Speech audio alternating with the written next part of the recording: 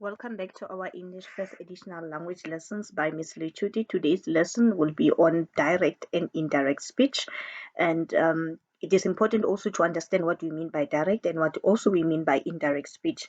A direct speech are actually direct words of the speaker which are quoted using quotation marks.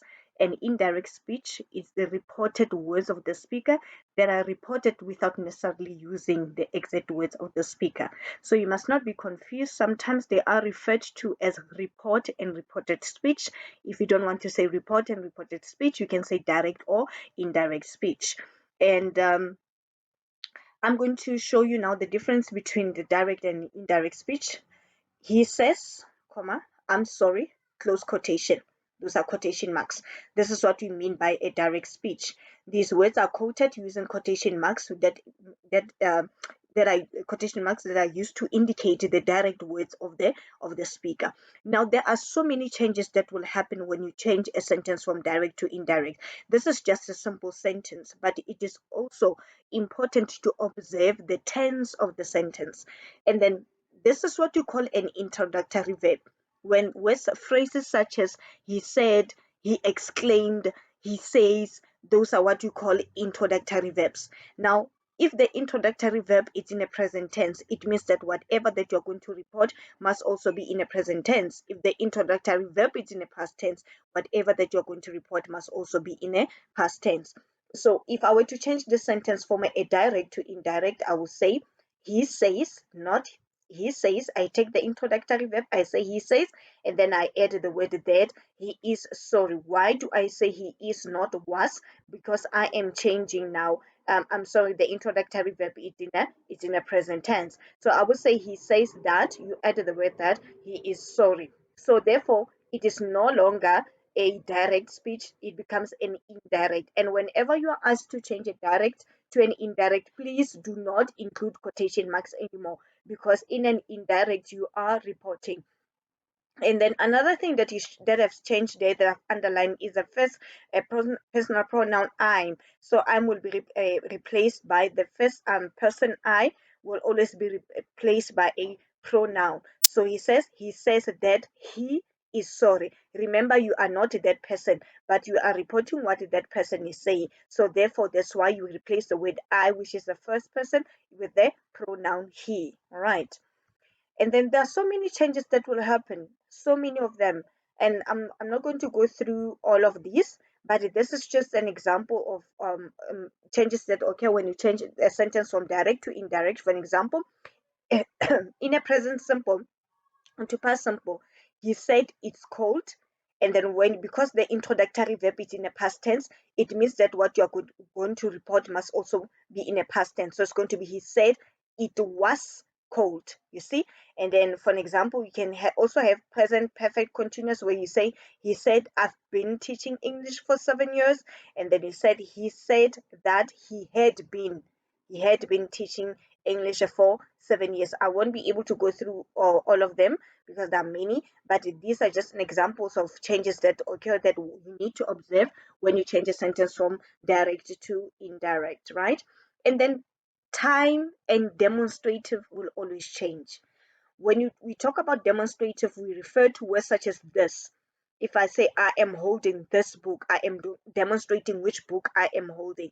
So in a direct speech, this will become that or the, and then that will become those. Here will change to become there, and then now will change to become then. If I say I was calling her now, it's going to be she said that he was calling her then. Now will change to become then. Today, time will always change. Today changes to become that day. Tonight changes to become that night. Tomorrow changes to become the next day, or you can say the following day. Last night changes to become the previous night, the day after tomorrow in 2 days' time, and then yesterday will be the day before, or you can even say the previous day. I didn't include that. See, so all you must always check the sentence if it has any of these words, be it's a demonstrative or it's time. Know that they must also change. Right. Now, what about a question? How do you change a question? All right. If the question starts with any of the five W's and an H, five W's are referred to what, when, where, why, and including how. You are not going to use the word if or whether. But if the question starts with anything besides the five W's and H, you are going to include the word if or whether. Let us check the examples that I have. We say that John asked her, "Are you coming?" So because this sentence does not start with rather this question does not start with any of the five W's and H, therefore you are going to use the word if or whether, but do not write if or whether, choose only one. So it's going to be, okay, John asked, remember, this is what you call the introductory verb. The introductory verb is in a past tense, so I'm expecting that whatever that you're going to report must also be in a past tense. So it's going to be, John asked if she was coming. John asked if she was coming, or you can say John asked whether she was coming, but don't write both, just choose only one. The second sentence says John asked, "Where is Mary?" Remember, I said if you have the five W's and an H, you are not going to use the word if or whether in your question. You just go direct to the question. So that the indirect speech will be John asked where Mary was. You get it? John asked where Mary was. This question started with where, so we are not going to use if or whether. But if the sentence starts with, maybe if I say, "Can I see you?" it's going to be she asked if she could see you. You get it? Right. I hope you understand. I'm going to move along.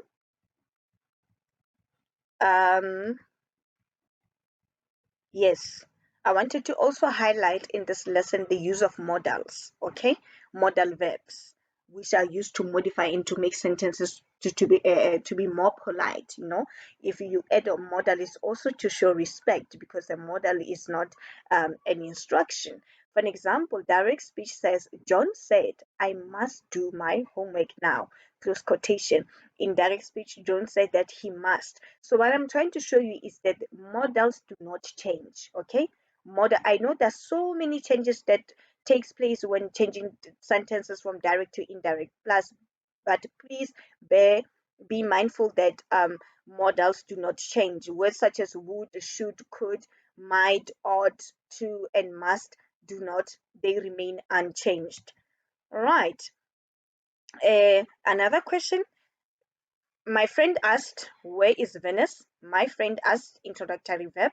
So it's going to be, my friend asked where Venus was. So remember, it's a five W and an H. We have the word where, so we are not supposed to use the word if. I have a conversation between two characters here, just to direct and indirect, for you to understand them. You need more and more practice using different kinds of sentences so that you can observe the changes that takes place. Right. He says that, "Is the interview finished?" Question mark. "Would you like to go out with me?" Question mark. And then the lady replied, "Yes, it is." He's replying to the first question. The second question, "Sorry, I'm busy tonight and forever!" Exclamation mark. Now, in an indirect space, he says he asked, all right, "Is the interview finished?" He asked her if the interview was finished. Why do we use the word if? Because the question starts with is. It does not start with the five W's and an H. Okay. And then we'll say that she replied that it was finished. This is how you change this. Yes, it is finished. You say that she replied that it was finished. And then he asked if she would like to go out with him, and then she told him that she was busy that night and forever. This is just another example on how to change sentences from direct to indirect. But now I'm going to have more sentences that I want to further simplify this. I have the first sentence that says, Kagiso said, "My favorite TV show is Sports at 10, close quotation." This is a direct speech. Now, this is what you call the introductory verb. Please do not change the introductory verb when you change your sentence from direct to indirect. Make sure that you use the introductory verb as it is. Kagiso said. Now I've highlighted the changes, words that will change. Remember, my, I, those are first persons that must change because you are not that person. You replace them with pronouns, and the word is must change. Why do I say is must change? Because remember, the introductory verb is in a past tense, and when the introductory verb is in a past tense, whatever that you are going to report must also be in a past tense. So it's going to be Kagiso said that. You remember, after the introductory verb, you always include the word that, but I must emphasize that not in all sentences. For example, in sentences that are questions, we do not necessarily include the word that. So it's going to be Kagiso said that his favorite TV sport was Sport at 10. Okay. Another one, we have a cloud hovering over our head. Mario said, it's supposed to be our heads, not heads, because they say we, it means it's plural.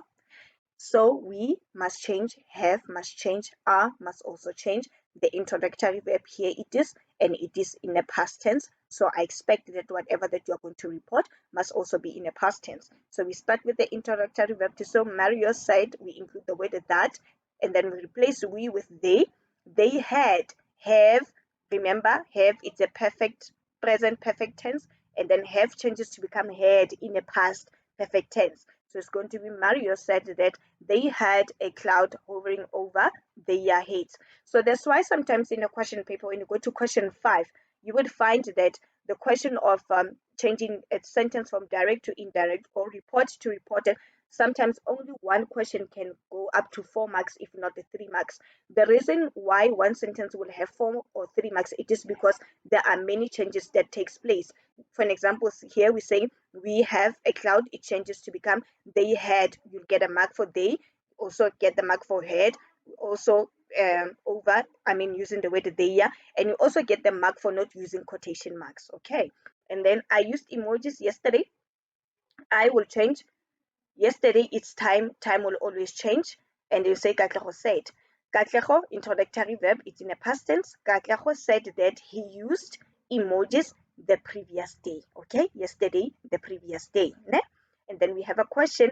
Can I help you cook now? She asked. I've highlighted that can and I will change, and then now will also change. And then our introductory verb, she asked. She asked if, remember, if the question does not start with the 5 W's like what, when, where, why, and how, we're supposed to use the word if. So this question starts with the word can, so therefore it does not start with the 5 W's and H. We are going to use the word if or whether, but please don't use if or whether simultaneously. Choose only one.